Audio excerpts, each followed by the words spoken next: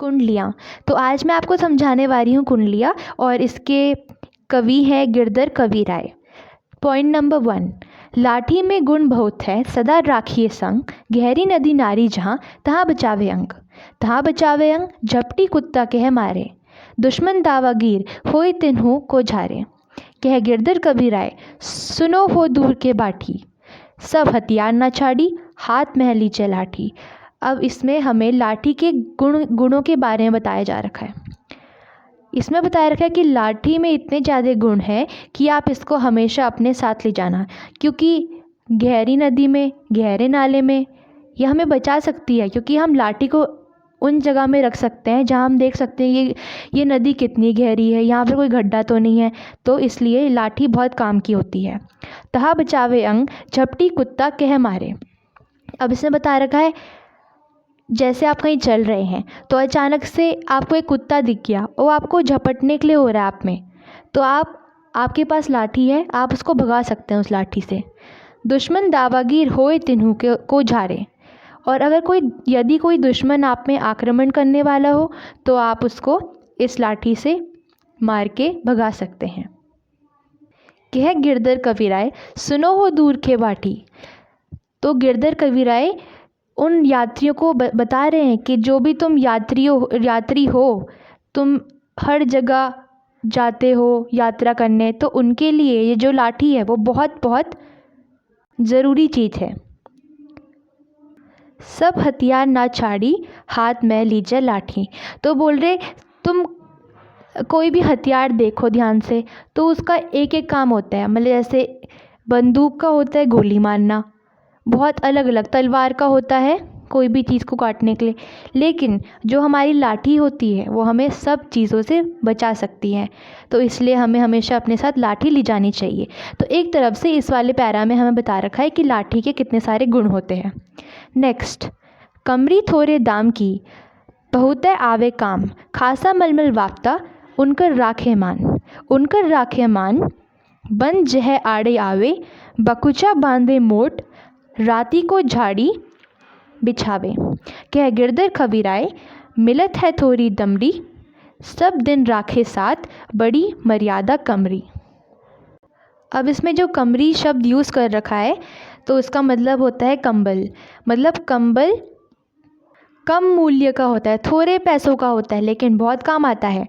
जैसे खासा और मलमल और वाफ्ता, ये सारे कंबल के प्रकार हैं जो बहुत महंगे आते हैं। ये हमारा सम्मान बचाते हैं, क्योंकि कोई ऐसी परिस्थिति आ गई, जैसे कोई इंसान है उसका कपड़ा फट चुका है, तो वो उसको ओढ़ के अपना सम्मान बचा सकता है। उनकर राखे मान, बन जह आड़े आवे, बकुचा बांधे मोट, राती को छाड़ी बिछावे। इससे बता रखा है कि यदि हमारे पास कोई भी भारी सामान है या फिर जिस सामान को हम उठा नहीं पा रहे, हम उसको उस कंबल के अंदर डाल के उसको उसमें गांठ बांध सकते हैं। और यहाँ तक कि जो कोई गरीब है वो रात को वहाँ कहीं भी, जैसे उसके पास कोई सोने की जगह नहीं है, तो वो अपना कंबल बिछा सकता है, वहाँ पर सो सकता है। कह गिरधर कविराय, मिलत है थोड़े दमड़ी, सब दिन राखे साथ, बड़ी मर्यादा कमरी। तो इसमें बताया रखा है ये बहुत कम पैसों की मिलती है, और दूसरा ये हमारी मर्यादा भी बचाती है, जैसा कि मैंने आपको पहली लाइन में बता ही दिया था।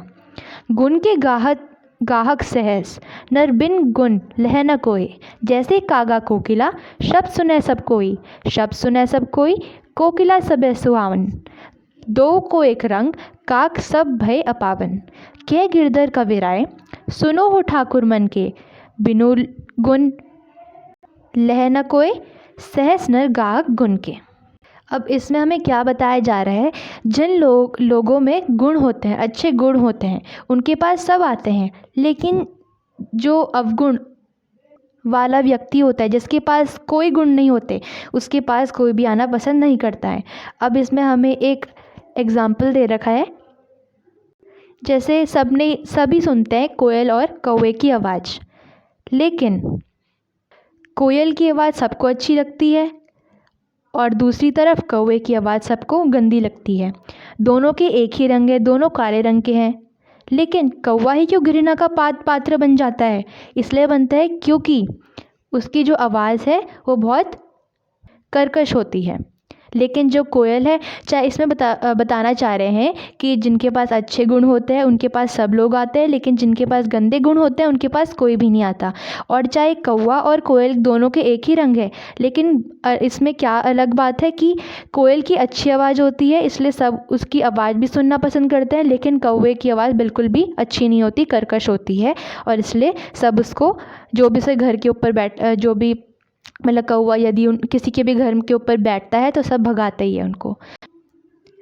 कह गिरधर कविराय सुनो हो ठाकुर मन के, बिनु बिनु गुण लह न कोई, साहस नर गाहक गुण के। तो इसमें यही बता रखा है, अच्छे लोगों के साथ सब रहना चाहता है, लेकिन बुरे लोगों के साथ कोई भी रहना पसंद नहीं करता है। अब नेक्स्ट, साई सब संसार में मतलब का व्यवहार, जब लग पैसा गांठ में तब लग ताको यार, तब लग ताको यार, यार संग ही संग डोले, पैसा रहे ना पास, यार मुख से नहीं बोले। इसमें गिरधर कविराय बोल रहे हैं, हे स्वामी, इस संसार में सब स्वार्थी क्यों होते जा रहे हैं, सबका मतलब स्वार्थ का व्यवहार क्यों होता जा रहा है। जब किसी के पास जेब में बहुत सारे पैसे होते हैं तब सब उसके दोस्त बने रहते हैं, लेकिन जैसे ही उसके पैसे ख़त्म हो जाते हैं और वह निर्धन हो जाता है तो किसी भी चीज़ के लिए वो इंसान अपने दोस्त से पूछे कि मुझे ये दे दो, लेकिन वो हर हमेशा नहीं बोलते हैं, या तो वो मना कर देते हैं या तो मुंह से कुछ भी नहीं बोलते हैं। अब हम नेक्स्ट पढ़ेंगे, कह गिरधर कविराय जगत यही लेखा भाई, करत बेगरजी प्रीति, यार बिल्ला कोई साई। ये उसी पैरा का था। इसमें बता रखा है गिरधर कविराय ने कि संसार का यही तरीका है, मतलब ये व्यवहार रखते हैं और स्वार्थी हो रखे हैं आजकल के लोग, बस कोई अच्छे लोग होंगे इस दुनिया में। अब हम नेक्स्ट पढ़ते हैं, रहिए लटपट काटी दिन, भरू घामे माँ सोए, चाह ना भाकी बैठिए, जो तरु पत्रो होए, जो तरु पत्रो होए, एक दिन धोखा देह, जा दिन बह बयारी, टूटे जब जड़ से जय है। कह गिरधर कविराय चाह मोटे की गईए, पाती सब झरी जाए, तऊ छाया में रहिए।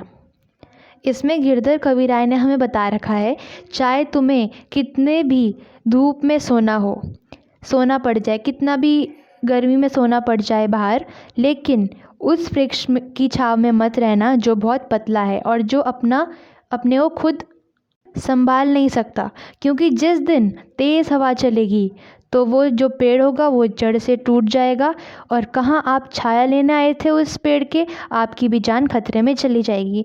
तो इसमें गिरधर कविराय हमें बता रहे हैं कि कभी भी अगर आप छाया लेंगे या तो मोटे वृक्ष के नीचे लेना, या तो आप लेना ही मत यदि आपके सामने कोई पतला छोटा सा वृक्ष हो, क्योंकि इसमें बता रखा है कि अगर जिस दिन हवा चलेगी तो वो पतला वृक्ष आपके ऊपर गिर सकता है। इसमें एक तरीके से गिरधर कविराय ने हमें ये बता रखा है, उन लोगों से हमें मदद नहीं मांगनी चाहिए जो खुद ही अपनी मदद नहीं कर सकते, मतलब हमें निर्बल व्यक्ति से मदद नहीं मांगनी चाहिए। और इसमें ये भी बता रखा है, चाहे उस मोटे वृक्ष की पत्तियां भी झड़ जाए, लेकिन मोटे वृक्ष में ही रहना है आपको। नेक्स्ट, पानी बाड़े नाव में, घर में बाड़े दाम, दो हाथ उलीचिए, यही सयानो काम, यही सयानो काम, रात को सुमिरन कीचै, पर स्वार्थ के काज, शीश आगे धर दीचै। कह गिरधर कविराय बड़ेन की याही बानी, चलिए चाल सुचाल, राखिए अपना पानी।